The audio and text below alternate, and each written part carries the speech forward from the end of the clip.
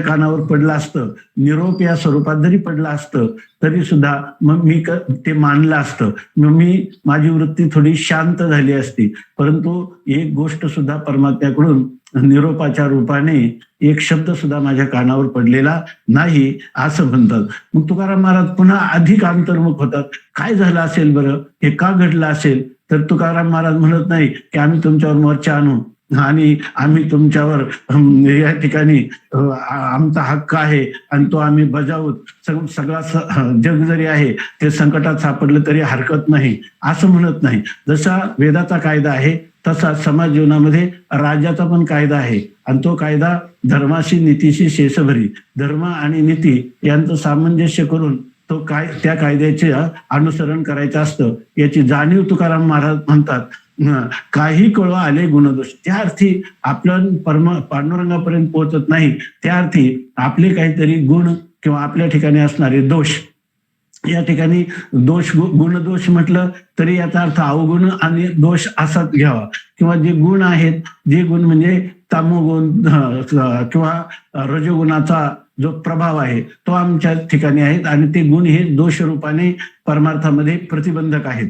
म्हणून असे काहीतरी माझे गुणदोष त्याला कळून आले आणि माझी वस्तुस्थिती परमात्मा काय न सांगता तुम्हा कळो येते अंतर विश्वी विश्वंभर परिहारची न लगे, त्याला परिहार सुद्धा देण्याची गरज नाही असा तो परमात्मा असल्यामुळं त्यांनी माझे गुणदोष पाहिले आणि म्हणून उदास धरिले ऐसे, असंच विचार करावा.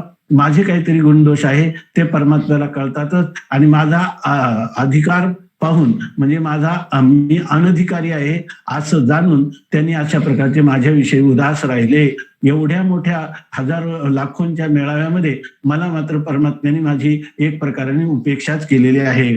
नाहीतर ते म्हणतात त्या परमात्म्याचा एक स्वभाव आहे.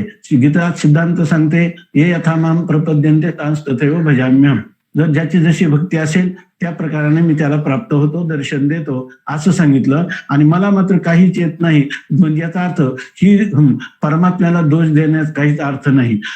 नाही तरी येथे न घडे अनुचित, नाही ऐशी रीत तया घरी, त्याच्या घरची ही रीत नाही का एखादा मनुष्य तळमळत आहे आणि त्याचं त्याला स्मरण झालं नाही, असं कधी देवाकडून होणार नाही. म्हणजे याला म्हणतात अंतःपरीक्षण, ज्याला म्हणतात आत्मपरीक्षण, की आपल्या स्वतःच्या गुणदोषांचा आपण त्या ठिकाणी निरीक्षण परीक्षण करायचं, दुसऱ्यांच्या दोषाचं करायचं नाही.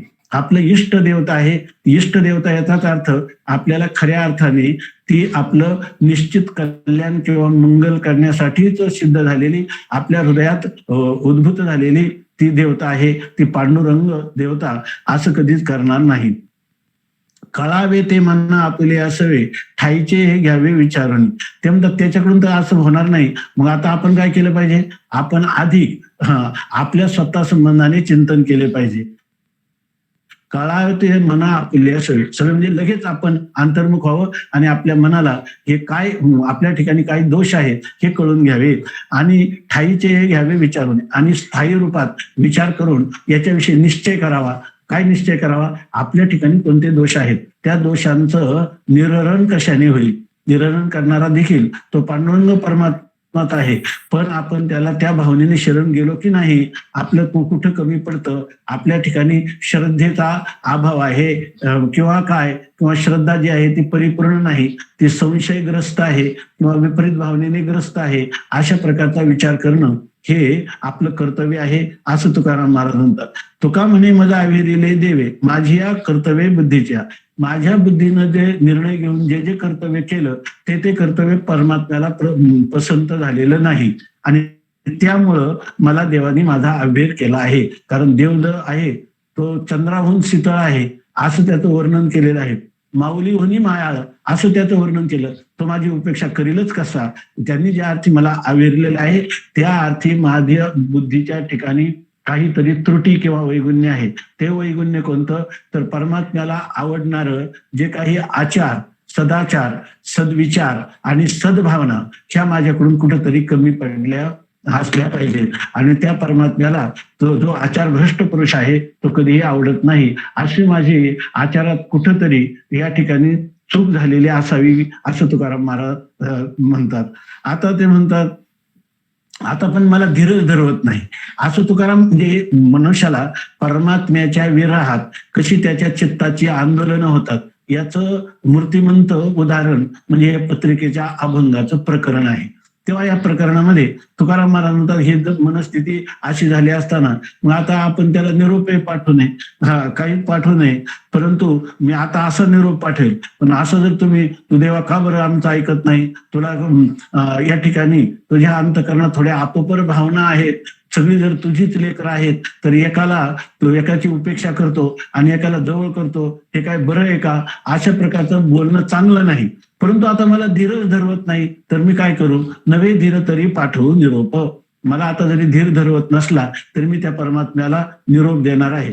आता त्या परमात्म्याचं वस्तुस्थिती वेगळी असताना जर त्याच्याविषयी पूर्वग्रह दूषित भावना करून त्याला निरोप दिला तर त्या परमात्म्याला राग नाही का येणार?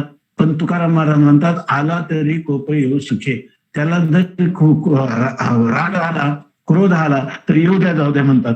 पण रागावून का होईना, तुझ्या ठिकाणी हे तुला साधना करायला नको, तुला नामस्मरण करायला नको आणि भेटीसाठी मात्र अरे खिशात जर 100 रुपयाची वस्तू पाहिजे असतील तर 100 रुपयेच पाहिजे. अनधिकार चेष्टा करतोस आणि पुन्हा माझ्या निरोपाची वार्ता पाहतो, असं तो नाही का बोलणार? म्हणजे ते बोलणं का होईना माझ्या कानावर यायला पाहिजे.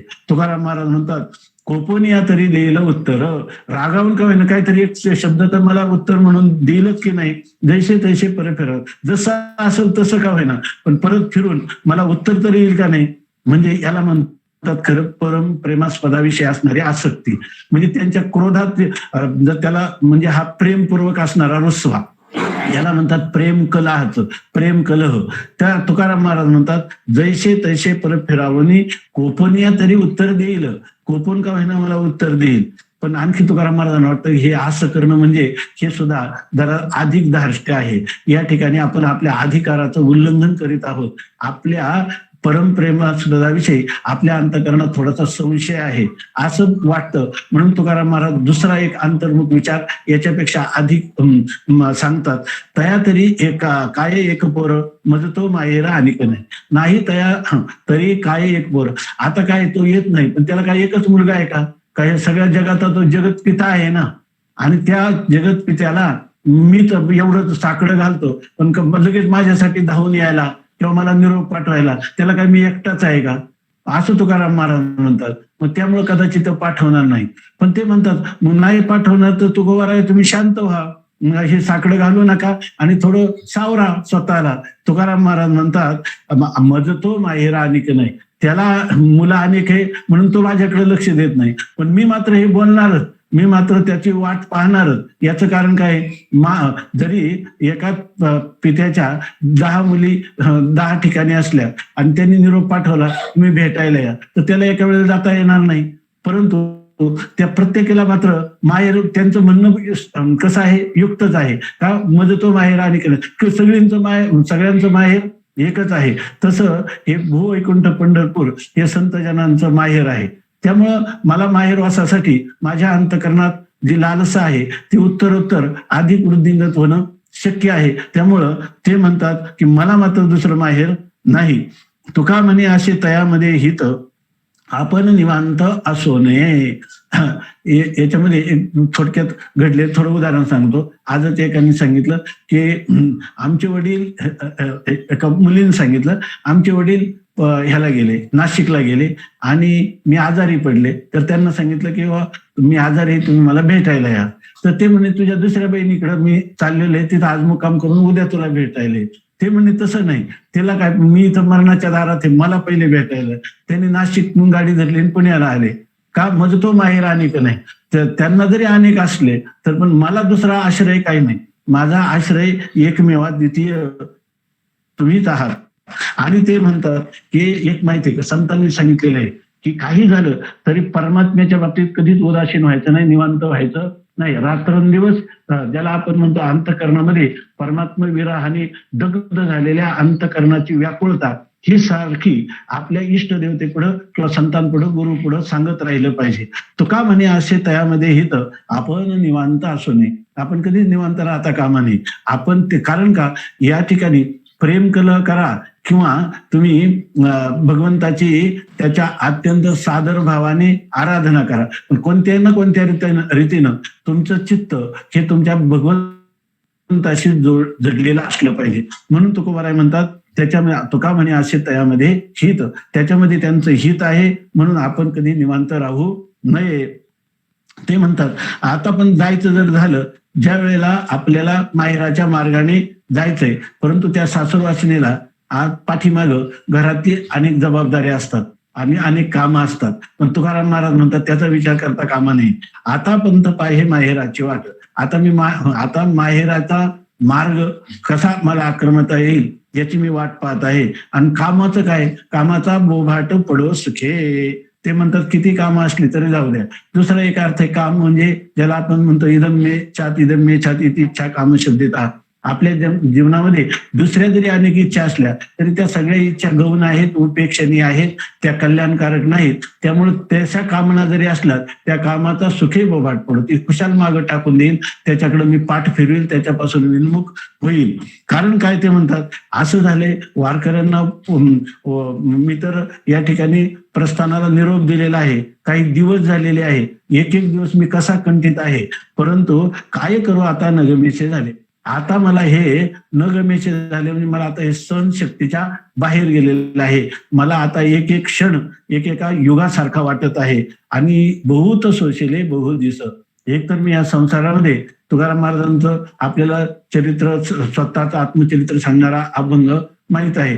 काय तुकोबाराय म्हणतात यातही शूद्र वैश्य केला व्यवसाय आदित्व हा देव फळपूज्य.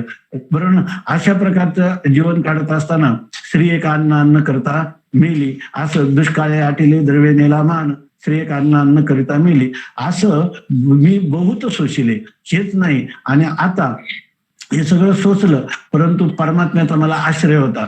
मी भंडारा घोराळा डोंगर भामचंद्रावर परमात्म्याच्या केलेल्या उपासनेने परमात्मा मला सारखा एक प्रकारचा आश्वासित करीत होता. पण आज इतके दिवस झाले ज्या संतांचा, ज्या आपल्या इष्टाचा जो काही मला सहवास मिळून जे काही मला प्रेमाने त्यांनी दिलेले आश्वासन, त्याच्यापैकी काहीच आतापर्यंत माझ्या वाट्याला आलेलं नाही. तेव्हा बहुत सोशिले बहुत दिवस, फार दिवस मी हे सहन केलेलं आहे. घर लागे पाठी चित्ता उभे वारे, आपुले ते धरे पाहावया. ते म्हणतात जर एखाद्या मनुष्याला आपली प्रिय आपुली म्हणजे आपली प्रिय व्यक्ती असली आणि तिचा जर आपल्याला दीर्घकाळ वियोग झाला तर ती कधी येईल आणि आपल्याला कधी भेटेल अशा चिंतेने तर मनुष्य, तुकाराम महाराज म्हणतात ना, माझ्या ह्याची चिंते माझा करपला भीतर, म्हणजे आपलं अंतःकरण करपून जातं. का तर आपली व्यक्ती आपल्याला भेटली नाही म्हणून तो मनुष्य झुरणी लागतो. आणि जरी तो घरात असला तर घर लागे पाठी, जसं काही त्याला घरच पाठीमागे लागलेलं आहे. आणि चित्ता उभे वारे, आपण म्हणतो तुला काय उभं वार सुटलं का, म्हणजे याचा अर्थ काय, तू वेडा झाला की काय. म्हणजे त्या मनुष्याला त्या संसारी जीवनातील प्राकृत गोष्टी त्या कोणत्याच आवडत नाही आणि त्याला केवळ परमात्म्याची आस लागलेली असते, अशी तुकोबारायांच्या अंतःकरणाची स्थिती सांगतात. तुकाराम महाराज म्हणतात अहो पण अशा स्थितीमध्ये गेलं तर हे काय तुमच्या प्राणावर बेतण्यासारखं आहे. तुका म्हणे जीव गेला तरी जावो, तो नामदेवराय जसं म्हणतात ना, देह जावो अथवा राहो, पांडुरंगी दृढ भावो, चरण न सोडी सर्वथा आण तुझी पंढरीनाथा. अशा प्रकारचे तुकोबाराय हे नामदेवरायांचाच अवतार आहेत. म्हणून तुकोबाराय म्हणतात तुका म्हणे जीव गेला तरी जावो, माझा जीव गेला तरी चालेल, पण धरीला तो देव भाव शुद्ध. त्या परमात्म्याचा अंतःकरणामध्ये शुद्ध भाव किंवा श्रद्धा, प्रीती, मी जे काही धारण केलेली आहे ती प्रीती माझ्या अंतःकरणातून कधीच तिला ओहटी लागणार नाही. आणि यानंतर तुकाराम महाराज अशा प्रकारचं देवाशी बोलतात. आता हा जो देव आहे तो पंढरपूरचा पांडुरंग परमात्मा तुकोबारायांच्या समोर नाही, परंतु तुकोबारायांच्या हृदयस्थ असणारा जो परमात्मा ईश्वर हा सर्वभूतानां हृदयेश अर्जुन तिष्ठती भ्रामयन सर्वभूतानी यंत्रा रूढानी मायया, त्या परमात्म्याशी तुकोबाराय म्हणतात तुला विनंती करावी, परंतु साक्षात तुला समोर विनंती करावी असं विनविजय आयुष्य भाग्य नाही देवा. परंतु पायाशी केशवा सलगी केली, परंतु तुझ्या पायाबरोबर मी सलगी म्हणजे माझं संपूर्ण हृदयातलं प्रेम हे तुझ्या ठिकाणी समर्पण केलेलं आहे. परंतु ही विनवणी साक्षात तुझ्या समोर करावी अशा प्रकारचं भाग्य मात्र अजून माझं उदयाला आलं नाही. मग मी काय केलं, धीटपणे पत्र लिहिले आवडी, पार नेणे थोडी मती माझी. ते म्हणतात मी धीटपणाने, जसं लहान मुलाला आईच्या अंकावर संकोच वाटत नाही त्याप्रमाणे तुझ्याशी संवाद करायला मला काही संकोच वाटत नाही. अशा प्रकारचं बाल सुलभ असं जे धैर्य आहे ते धैर्य मी धारण केलेलं आहे आणि त्यांनी त्या संतांजवळ मी पत्र लिहिलेलं आहे. त्याच्यामध्ये दुसरं काही नाही, हा माझा फक्त धिटीव आहे किंवा धीटपणा आहे. म्हणून धीटपणे पत्र लिहिले आवडी, पार नेणे थोडी मती माझी. परत तुझ्याशी बोलायचं, तुझ्याशी संवाद करायचा, याच्यासाठी लागणारं जे बुद्धीचं सामर्थ्य आहे, अनुभूतीचं सामर्थ्य आहे ते माझ्याजवळ आहे कुठं. तुकाराम महाराज म्हणतात जेथे वेदा तुझा न कळेची पार. वेदांना जर तुझा पार कळत नाही, श्रुती नेती नेती म्हणती गोविंद रे. तुझं सगुण म्हणो की निर्गुण रे, सगुण निर्गुण एक गोविंद रे. अनुमानेना अनुमानेना अशा प्रकारची तुझी स्थिती आहे. म्हणजे जेथे तुझा वेदा न कळेचे पार, तेथे मी पामर काय वर्ण. तुकाराम महाराज या एक तत्वज्ञानचे शिरोमणी आहेत, वैराग्य मूर्ती आहेत, विवेक घनीभूत झालेला विवेक म्हणजे तुकाराम महाराज आहेत. श्रद्धा, समाधान, शांती तुकाराम महाराजांचं काय करणार. रामेश्वर भट्टांचे अभंग पहा. भक्त भागवत जीवनमुक्त संत महिमा अत्यद्भुत चराचरी असं ज्यांचं वर्णन करावं ते स्वतःला म्हणतात मी मात्र पामर आहे. लोक संसारामध्ये छाती काढून चालतात पण देवापुढे सुद्धा नम्रता धारण करत नाही. तिथं या तुकाराम महाराज म्हणतात की तेथे मी पामर काय वर्णू. मी पामर आहे. भगवंताच्या पुढं जी नम्रता तुकाराम महाराजांनी धारण केली. तैसे तैसे माझे बोल अंगीकारी, बोबड्या उत्तरी गौरवितो. माझे जसं बोलणं असेल, जशा प्रकारचं लढिवाळपणाने जे काही मी सलगीचे बोल करत असेल तर ते बोबडे बोल आहे आणि त्या बोबड्या उत्तरी गौरवितो. उत्तर म्हणजे वचन. माझी लहान असणाऱ्या बालकाची ही वचन आहे आणि त्या वचनाच्या द्वारा मी तुझा गौरव करण्याचा प्रयत्न करतो. म्हणजे ही अभंग रूपी ही शब्द कुसुमांजली मी तुझ्या चरणी समर्पित करतो. परंतु अशा प्रकारचा अभंग काय तुकाराम महाराज म्हणतात हे शब्द जे आहे माझे नाहीत. या साळुंकी मंजुळ बोलत सेवानी, बोलविता धनी वेगळाची. अशा प्रकारची स्थिती आहे. तुकाराम महाराज म्हणतात मी आता जरी पांडुरंगापुढं साक्षात त्या पंढरपूरच्या क्षेत्राला उपस्थित होत नसलो तरी सुद्धा तुका म्हणे विठेवरी जी पावले. इथं विठेवर जी परमात्म्याची पावलं आहेत ते म्या ठेविले मस्तक आहे. आता तुम्ही सांगा, जर आपण मस्तक चरणाजवळ ठेवलं पांडुरंगाच्या आणि मन जर आपलं दुसरीकडे असलं तर ही गोष्ट देवाला आवडणार नाही. पण शरीर कुठेही असलं आणि मन जर परमात्म्याजवळ असेल तर तो परमात्म्याला अधिक आवडतो. म्हणून म्हणतात विटेवर आणि आपली स्थिती अशी व्हायला पाहिजे, आपण विसरून जायला पाहिजे. याच्यामध्ये म्हणतात विरहामध्ये होणारा संयोग. जितका काळ विरह जितका तीव्र होतो तेवढी त्याची अंतःकरण वृत्ती त्या आपल्या देवतेच्या आकाराचे होऊन ती देवतामय होऊन जाते, देवता स्वरूप होऊन जाते. त्यांच्यामध्ये असणारा भेद मावळून जातो. तसं तुकाराम महाराज आता असं म्हणत नाही तर तिथे मी मस्तकाचं चिंतन करतो असं नाही म्हणतो. मी आता तुझ्या पायावर मस्तक ठेवलेलंच आहे असं म्हणतात आणि देवाची प्रार्थना करतात. देवाला म्हटले की मी बोबड्या उत्तरी गौरवितो. कोणती ती बोबडी उत्तर? देवाच्या देवा गोपिकांच्या पती उदार हे ख्याती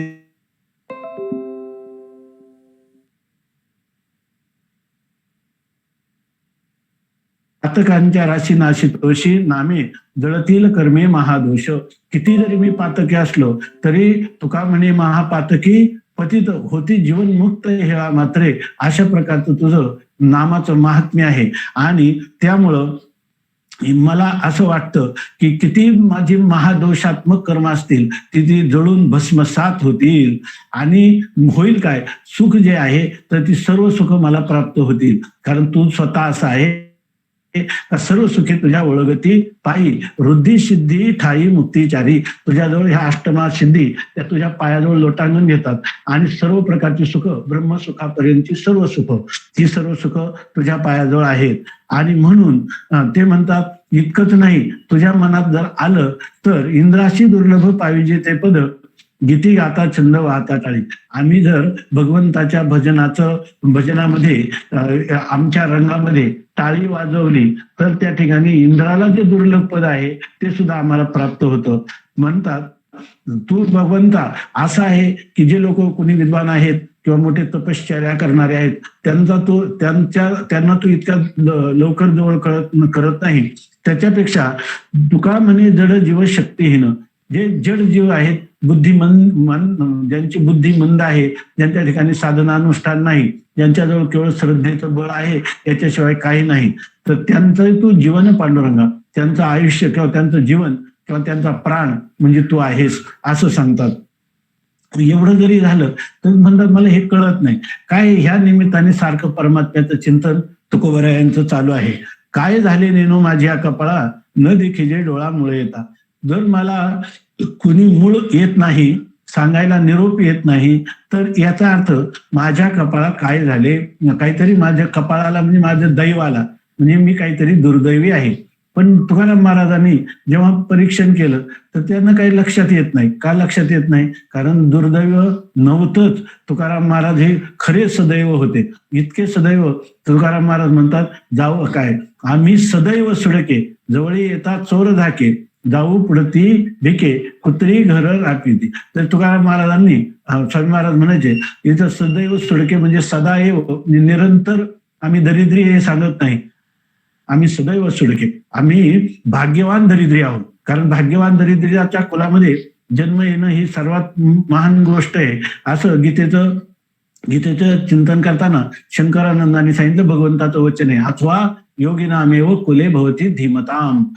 उलट ज्या मनुष्याला दरिद्री कुलात जन्म येतो त्याचा परमार्थ अधिक त्याला वैराग्यासाठी श्रम होत नाही, परमात्मा प्राप्ती लवकर होते. आणि ते म्हणतात की काय झाले नेनो, मला काय कळत नाही नेमकं काय झालं, कोणतं दुर्दैव माझ्या आड आलं की मला भगवंताने काही पाठवलेला निरोप सांगण्यासाठी आलेला कोणी मुराळी मला दिसत नाही. मी बहुदिस पाहे वचनाचे वास, धरिले उदास पांडुरंगा. हे पांडुरंगा मी फार दिवसापासून, कारण वारकरी गेलेले पंढरपूरच्या दिशेने, तुकाराम महाराजांना एक दिवस कालच एक जणांचा फोन आला मला. तर आपण आळंदीत राहतो, काही लोक प्रत्यक्ष पंढरपूरला गेलेले आहेत, सगळ्या कायद्यांचं उल्लंघन करून पण गेलेले आहेत. त्यांच्या अंतःकरणात असणारी जी परमात्म्याविषयीची ओढ आहे त्याच्यामुळे ते गेलेले आहेत. परंतु इथं त्यांनी सांगितलं त्या दिवशी माळशिरसला मुक्काम होता. तर ते दररोज गावाला त्यांचं शरीर आहे, ते दररोज चिंतन करतात आपले बनशीराज. तर त्यांनी सांगितलं की मला रात्री स्वप्न पडलं, सकाळचं माळशिरसचा रात्री मुक्काम केला, मग सकाळची घाईमध्ये उठायचं आणि पुन्हा कुठेतरी त्या टँकरच्या आश्रयाला कुठं स्नान करायला जायचं. उठलो आणि म्हणजे एकदम आता उशीर झालाय, लवकर जायला पाहिजे असं म्हणून ते खरोखरच उठून बसले. आणि मग त्यांनी सकाळी फोन केला. मग त्यांना त्यांच्या माळशिरसला मुक्कामाला राहणारा म्हणून थकलेला झोपेल, पण त्यांना झोपण्याची गावात असताना सुद्धा त्यांना सारखी ओढ त्याची लागलेली. बहुदिस पाहे वचनाचे वास, धरिले उदास पांडुरंगा, नाही निरोपाचे पावले उत्तर. परंतु हा एक एक दिवस जो आहे तो मोजत असतो. परमात्म्याच्या विरहातला एक क्षण त्यांना युगासारखा वाटत असतो आणि त्यांना काही नाही आशा, पण नाही निरोपाचे पावले उत्तर. अजून परमात्म्याचा कोणत्याही प्रकारचा निरोप आला नाही. आणि परमात्म्याने जरी थोडा हे माझ्याविषयी उदास झाला तरी आईशी तो निष्ठुर न पाहिजे. देवाने इतकं निष्ठुर माझ्याविषयी होऊ नये, कारण त्याचं काय आहे, परमात्मा हा दयाळू म्हणून त्याची सगळी शास्त्रांमध्ये दिंडीमा आहे, दौंडी पेटतात. आणि त्यांनी तर माझ्याविषयी मात्र असं उदासपण किंवा असं निष्ठुरता धारण केले आहे. कादाची तुकाराम महाराज म्हणतात दोन गोष्टी त्यांच्या डोळ्यासमोर येतात, पडीला विसर किंवा काही धंदा, याहूनही गोविंदा जरूर असा. पण असं आहे की माणसाच्या मनात परमात्म्याविषयी संकल्प तो नाही तुझा महाराजावी न काही. आपल्या मनात होणारे सगळे संकल्प जे आहे ते परमात्म्याविषयी झाले पाहिजे. तुकाराम महाराज म्हणतात पडीला विसर काही माझा काय किंवा काही धंदा. देवाला कदाचित मनुष्य काय एकदम जवळचा मनुष्य असतो, पण त्याचा निरोप त्याच्याविषयीचा एखाद्या गोष्टीच्या विषयीचा विसर पडून जातो. तसा परमात्म्याला कदाचित माझा विसर झाला असावा. किंवा दुसरं सांगतात की याहूनही गोविंदा जरूर असा काही धंदा. यापेक्षाही काहीतरी जरुरीचं काम निघाल्यावर मग आता आपल्याकडे थोडंसं दुर्लक्ष देवाचं होणारच ना. याला त्याला महत्वाचं काहीतरी काम निघालं असलं पाहिजे, आणि किंवा त्याला विसर पडलेला असला पाहिजे, नाही तर परमात्मा आल्याशिवाय राहणार नाही. याला म्हणतात की वियोगाच्या वेळेला जेव्हा परमात्म्यात वियोगाचा कडेलोट होतो तेव्हा आपल्या सेव्य असणाऱ्या इष्टदेवतेविषयी जणू काही तो लवकरच आपल्याला भेटणार आहे अशा प्रकारची मनाची प्रवृत्ती या ठिकाणी व्हायला लागते. तेव्हा ते अनुकूल असा विचार करतो. यालाच म्हणतात सात्विक धैर्य. प्रतिकूलतेचा विचार करणं परमात्मा प्राप्तीमध्ये म्हणजे ही निगेटिव्ह थिंकिंग आहे, नकारात्मक सरणी आहे. सकारात्मक सरणी मध्ये ते असं मनाचं समाधान करून घेतात, देवाला काहीतरी काम असेल किंवा त्याला विसर पडलेला असेल. तुका म्हणे आले वेचाचे साकडे, देणे घेणे पुढे तोही धाक. आणि ते म्हणतात काहीतरी त्या द्यायला काहीतरी संकट पडलेलं असलं पाहिजे, म्हणजे मला भेट देण्यासाठी किंवा देणे घेण्याचा जो आदान प्रदानाचा व्यवहार आहे त्याला काहीतरी धाक पडला असला पाहिजे. पण त्या धाकमुळे तुम्हाला परमात्मा भेटत नाही. मग आता त्याला कोणाचा धाक आहे? परमात्म्याच काय आहे, म्या बोलविल्या वेदो बोले, म्या चालविल्या सूर्यात आले, आणि त्याला कोणाच्या धाकावरून तुम्हाला भेट देत नाही, असं कसं काय होईल? मग आता काय, मग हा दोष कोणाला द्यायचा? हा दोष त्यालाच देऊ असं पुन्हा ह्यालाच म्हणतात की अंतःकरण वृत्तीमध्ये होणारे संकल्प विकल्पाचे जे चढ उतार किंवा परिवर्तन.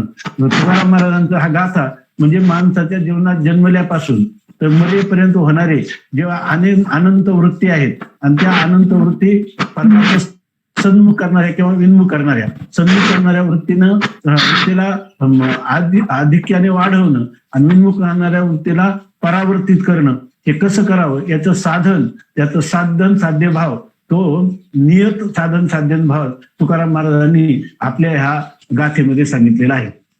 तुकाराम महाराजांचे अभंग असले तरी आपणच अंतःकरणातून आपलंच अंतःकरण जणू काही अनेक वेळा आपल्या भूमिकेत प्रतिनिधित्व करून तुकाराम महाराज बोलत असतात. आता तुकाराम महाराजांचा हे पुन्हा वळला कोणाकडं? परमात्म्याकडं. अरे काय दुसरं काही बोलायचं, एवढा संकोच तरी का व्याला असेल? अरे तू आम्हाला व्याला म्हणजे आम्हाला जन्म दिला आणि आम्हाला भेटायला तुला जर एवढाच संकोच वाटत असेल तर हे काय तुझं खरं आहे का? आम्ही कोणापाशी तोंड वाचू? आम्ही कोणाजवळ जाऊन तोंड वेंगाडू तू जर आला नाही? आणि खरं सांगतो, आम्हाला जगात आम्ही तुकाराम महाराजांचे हे भांडण्याचा अधिकार कसा मिळवलेला आहे? तुकाराम महाराज भांडू शकतात, आम्ही भांडू शकत नाही, कारण तेवढं परमात्म्यावर प्रेमही केलं नाही, तेवढा भारही टाकलेला नाही. तुकाराम महाराज म्हणतात, कोणासाठी केली प्रपंचाची होळी, या पाया वेगळी माय बापा, या ठिकाणी जाळोनी संसार बैसलो अंगणी, नाही तुझ्या मनी मानसी आहे. सगळ्या संसाराची होळी कोणासाठी केली? तुझ्यासाठी केली. आणि तू जर मला विचारलं नाही की हा दोष कोणाकडे लागेल? तुझ्याकडेच लागेल. कोण मज पुशे शिनले भागले, जरी मोकलिले तुम्ही देवा. हे देवा, मग मला माझा शिनभाग जावा. तुला काही त्रास झाला का? तुला काही पाहिजे का? तुला काही क्लेश आहेत का? तुझ्यासाठी काय करायचंय का? तुझी काही मागणी आहे का? असं मग मला जर तुम्ही विचारलं नाही, जरी मोकलेले देवा तुम्ही, ज्यांच्या ठिकाणी मी असं केलं, त्वमेव माताचे पिता त्वमेव, त्वमेव बंधुश्च सखा त्वमेव, त्वमेव विद्या द्रविणम त्वमेव सर्व काय त्वमेव सर्व मम देव देव. देवा, सर्व मी तुला समर्पित केलेलं आहे. पाहिलेची नाही मागे परतोनी. या जेव्हा मी तुझ्या दिशेने निघालो, परत मी पाठीमागं तोंड केलं नाही. आणि तुझ्या दिशेने आलेल्या माझ्याकडे जर तू ढुंकूनही पाहणार नसेल, तू जर मला मोकललं तर मला जगात कोण आहे? म्हणजे काही झालं तरी खरा भक्त हा तुझ्या जीवावर बेतलं, प्राणावर आलं तरी सुद्धा तो पुन्हा आपल्याला दुसरं आलंबन, दुसरा आश्रय करत नाही, इतका तो आनंदी असतो. तीच आनंदता तुकाराम महाराज भांडून देवाकडे सांगतात, कवनाची वास पाहो कोणीकडे, कोण मद ओढे जीव लग. आता कवनाची वास, दुसरं कोणाची वास पाहू आणि कोणत्या दिशेला? कारण मला काय आहे, तूच सगळ्या दिशांना तूच आहे, सर्व देशात तूच आहे, सर्व कालात तूच आहे, सर्व वस्तू तू आहे, माझ्या हृदयातही तूच आहे. तर तुला सोडून आता कोणाची वाट पाहू बरं? आणि आज तुझ्या अतिरिक्त मला कोण जीवलग आहे? मी सर्व. तुकाराम महाराज म्हणतात, परपुरुषाचे सुख भोगे तरी उतरोनी करी घ्यावे शीस, संसारा आगी आपुलेनी हाते लावूनी मागवते पाहू नये. तुका म्हणे व्हावे तया परी धीट, पतंग हा नीट दीपासोयी. पतंग जसा उडी मारतो तसं माझं जीवन मी तुझ्यावर समर्पित केलेलं आहे. तेव्हा मला आता कोण जीवलग आहे दुसरा? कोण जाणे माझे जीवीचे साकडे. आणि खरं जर पाहिलं तर आईला जसं मुलाचं मनोगत कळतं, तहान भूक कळते, त्याप्रमाणे कारण का आईशी ते मुलं अनन्य झालेलं असतं. त्याला एकच आश्रय की त्यांनी पकडलेला असतो, अन्य आश्रयांचा त्याग केलेला असतो. माझंही तसंच आहे. तेव्हा कोण जाणे माझे जीवीचे साकडे, माझ्या जीवात म्हणजे माझ्या अंतःकरणात काय संकट किंवा काय वेदना आहेत हे दुसरं कोण जाणे. आणि उगविलं कोडे संकटाचे, कोण संकटाचे कोडे.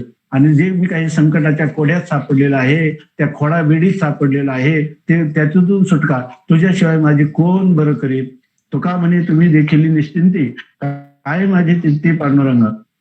असे देवा की तुला माहित आहे, शास्त्र असं सांगतात की परमात्मा कोठे न दिसे पाहता उडी घाली अवचिता. जर आपला भक्त संकटात असेल आणि त्यांनी जर भगवंतावर त्या संकटामध्ये भगवंताला हाक मारली, तर भगवंत काय करतो, नाथ महाराजांनी सांगितलं की या द्रौपदीच्या अतिसाकडी सभेशी दिसता ते उघडी, या म्या निजांगे घालून उडी वस्त्राच्या कोडी पुरविल्या. द्रौपदीवर संकट आलं आणि भगवंताला हाक मारली, तर भगवंताने त्याला इतक्या साड्या पुरवल्या की डोंगरे महाराज सांगायचे की त्या ठिकाणी साड्यांचा ढीग लागला. तर त्यामुळे त्या द्रौपदीला साडी गुंडाळलेली आहे का, त्या साडी में नारी में साडिया, साडी में नारी, याच सुद्धा मनुष्याला निवाडा करता येईना. अशा प्रकारचं त्या द्रौपदीच्या संकटामध्ये तू धावून आलास. इतकंच नाही तर देवाने आपल्या भक्तासाठी इथं जसे 10 अवतार घेतले, तसं डोंगरे महाराज सांगायचे की वस्त्र अवतार घेतला देवाने. द्रौपदीची साडी भगवान झाली. नुसत्या वस्त्राच्या खोडी पुरवल्या नाही, नेसती लुगडी सोय झालो, मीच ते झालो असं म्हणतात. तेव्हा देवा तुम्ही तुका म्हणे तुम्ही देखील निश्चिंती. कदाचित तुम्ही माझ्याकडे येत नाही तर हा निश्चिंत आहे. म्हणजे हा याच्या शब्दस्पर्श रूपप्रसादी विषयात संसारात मुलाबाळामध्ये हा घडून गेलेला आहे. याच्यासाठी काय धावून जायचं. तुका म्हणे काय देखील निश्चिंते, असं मी निश्चिंत झालेला आहे, मला याच्याबद्दल तळवळ नाही असं तुम्हाला वाटतं का. काय माझे चित्ते पांडुरंगा, माझ्या चित्तामध्ये तुमचं सोडून दुसरं काय आहे का, या असं. आणि बहुतेक आहे, त्यामुळेच हा निश्चिंत आहे म्हणून तुम्ही मानता की काय, किंवा तुम्ही माझ्याविषयी याच कारणाने तुम्ही निश्चिंत झाले आहात काय. कारण का माझ्या जीवीचं काय साकडे हे माझ्या याचं साकडं माझ्याशिवाय कोणी उलगडणार नाही, हा माझ्याशी अनन्य आहे असा जो भाव आहे, ह्या माझ्या भावाला आपण त्या ठिकाणी विसरले की काय असं म्हणतात. तेव्हा तुकाराम महाराजांना जरी देवत बसलेले आहे तर त्यांना साक्षात जणू काय पांडुरंग परमात्मा दिसत आहे. तुकाराम महाराज त्याच्याशी एकरूप होऊन संवाद करताना म्हणतात, असं जर आहे ना देवा तर दे डोळे भेटी न धरी संकोच, न घाली काही वेच तुझवरी. ते म्हणतात जर तुला वाटतच असेल की या ठिकाणी तुकोबारायांची अशी तळमळ आहे, आपल्याला गेलं पाहिजे, तर मग आता तुझं आतापर्यंत शास्त्राने वर्णन केलेलं तुझं जे काही दयाळू स्वरूप सांगितलेले, मायाळू स्वरूप सांगितलेले, सर्वज्ञ सर्व शक्तिमान असं सांगितलेलं आहे. आणि तू काय असं नाही विटेवर दिसतो हा तैसा नव्हे, सर्व दिशा व्यापक, तू केवळ तिथंच आहे असं नाही, सर्व दिशांमध्ये तू आहे, कणाकणामध्ये तूच आहे.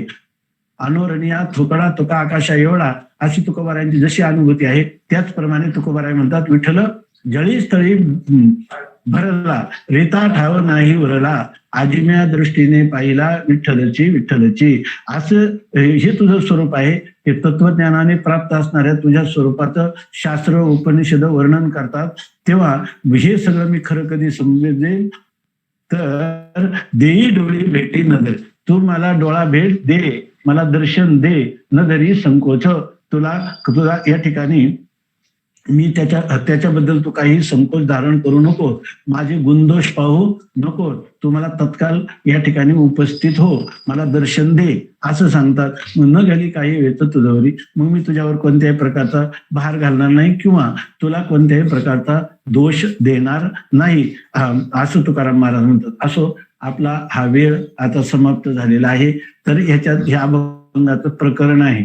याच्याबरोबरच जेव्हा वारकरी परत आले तेव्हा तुकाराम महाराजांना जो काही त्यांच्या निरोपाविषयीचा उतावीळपणा अंतःकरणात निर्माण झाला त्याच्याविषयी तुकाराम महाराजांनी लिहिलं आहे आणि त्या वारकऱ्यांना विचारणा केलेली आहे. असो, हे जे प्रकरण आहेत ही प्रकरणं तुकाराम महाराजांनी आपल्यासाठी केलेली आहेत. आपण याचं चिंतन करावं आणि जसे तुकोबारायांना त्या भामचंद्र डोंगरावर पांडुरंगे सत्य केला अनुग्रह, पांडुरंगाचा अनुग्रह झाला आणि त्यांना जीवशिवाच्या ऐक्याचं ज्ञान झालं, योगाचा अनुहात ध्वनी ऐकायला आला आणि बालरूप घेऊन श्रीहरी भेटला, पांडुरंग परमात्म्याने भेट दिली. त्याप्रमाणे मरणाच्या एक क्षण का होईना पूर्ण अव्यवहित पूर्व क्षणापर्यंत पांडुरंग परमात्म्याने आपल्याला साक्षात दर्शन द्यावं आणि आपल्या जीवनाला कृतार्थ करावं, अशी आज ह्या हरिदिनीच्या दिवशी आपण त्यांच्या चरणी प्रार्थना त्यांच्या सत्तेतून करू आणि ह्या दुर्धर महामारीच्या काळात सर्व विश्वाचं कल्याण व्हावं म्हणून आपण प्रार्थना करू. सर्वेत्र सुखिनः सन्तु सर्वे सन्तु निरामयाः सर्वे भद्राणि पश्यन्तु मा कश्चित् दुःख भाग भवेत. याचाच अर्थ सर्वत्र सुखिनः सन्तु, सर्व सुखी असोत, सर्वांना चांगल्या गोष्टी पाहायला ऐकायला मिळत, कोणाच्याही वाट्याला दुःख न येवो अशा प्रकारची प्रार्थना करून आजच्या चिंतनाला विराम देऊ. पुंडलिक वरदा हरी विठ्ठल श्री ज्ञानदेव तुका महाराज की जय.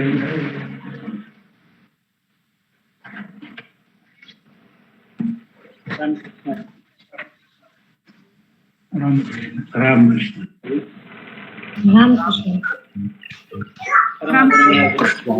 रामकृष्ण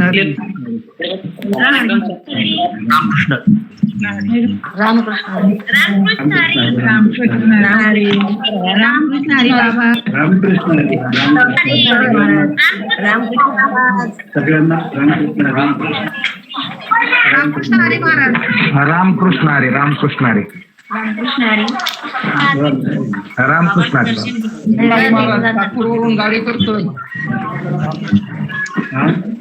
बाबा. साकूर रामकृष्ण हरी गाडी करतोय म्हणते. रामकृष्ण हरी. नमस्कार रामकृष्ण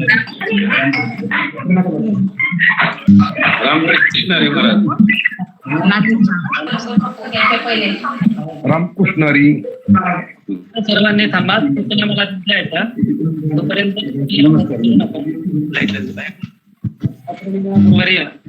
डॉक्टर जाधव बाबा प्रवचन सेवा आपण सर्वांनी अतिशय मनोवेध श्रवण केले. वास्तविकता युट्यूब आणि त्या ठिकाणी दोन लिंक आपल्याला वापराव्या लागल्या आणि आदरणीय बाबांनी या कोरोनाच्या काळात बऱ्याच वर्ष म्हणजे 2-3 वर्षानंतर आपल्याला सेवा दिली आणि आपल्याला उपकृत त्या ठिकाणी बाबांनी केलं गेलं. म्हणून त्या ठिकाणी आदरणीय गुरुवर्य बाबांच्या चरणी कोटी कोटी दंडवत प्रणाम त्या ठिकाणी करतो आणि पंढरीनाथ परमेश्वराला अशी विनंती करतो की बाबांना उत्तम आरोग्य त्या ठिकाणी प्राप्त करावं आणि बाबांचा वर्गाचा आपल्या असणाऱ्या मस्तकावर अखंड त्या ठिकाणी असावा. त्यांची कृपा जाणवणाऱ्यांसारखी असावी अशीच बाबांच्या चरणी विनंती करतो, प्रार्थना करून कोटी कोटी दंडवत प्रणाम करतो. आपल्या उद्याच्या प्रवचन सेवेचा 60वा दिवस आहे. बाबा उद्या 60 दिवस पूर्ण होत आहेत प्रवचन. फार मोठा उपक्रम आहे, खूप चांगला उपक्रम आहे. आम्हाला वाटलं नव्हतं इतकं सुरू होईल, पण खूप छान चाललंय, अति छान चाललंय. कारण तुम्हा दोघांचे आशीर्वाद आहे, डॉक्टर बाबांचे, मिसाळ महाराजांचे, तुमचे खूप सुंदर त्या ठिकाणी चालू आहे.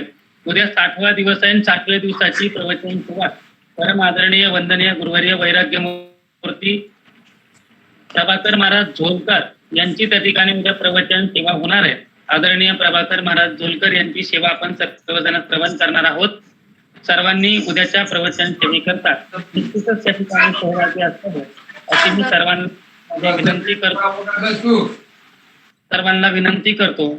आणि आज आपण त्या ठिकाणी आदरणीय हरिभक्ती परायण गुरुवर्य पुरुषोत्तम महाराज बावस्कर